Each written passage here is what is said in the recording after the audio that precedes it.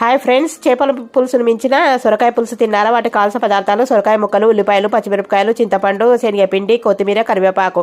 ముందుగా స్టవ్ మీద ఒక ప్యాన్ పెట్టుకొని అందులో ఆవాలు, జీలకర్ర, ఎండుమిర్చి, ఉల్లిపాయలు, పచ్చిమిరపకాయలు, సొరకాయ ముక్కలు వేసి బాగా వేయించుకోవాలి. తర్వాత కరివేపాకు వేసి బాగా వేయించుకున్న తర్వాత అల్లం వెల్లుల్లి పేస్టు, పసుపు, ఉప్పు, కారం, ధనియాల పొడి, నువ్వుల పొడి ఇవన్నీ వేయించుకోవాలి.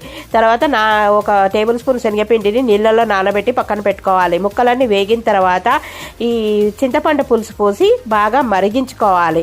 మరిగించుకున్న తర్వాత ఈ నీళ్ళల్లో కలిపిన శనగపిండి వేసిన తర్వాత ఒక చిన్న బెల్లం ముక్క వేసుకుంటే మనకు చేపల పులుసును మైమరిపించే సొరకాయ పులుసు రెడీ అవుతుంది. వీడియో నచ్చినట్టయితే తప్పకుండా లైక్ చేయండి, షేర్ చేయండి, కామెంట్ పెట్టండి. ఫుల్ వీడియో కింద లింక్ ఇస్తాను, చూడండి. Thank you for watching. Please subscribe. చేపల పులుసును మైమరిపించే సొరకాయ పులుసు.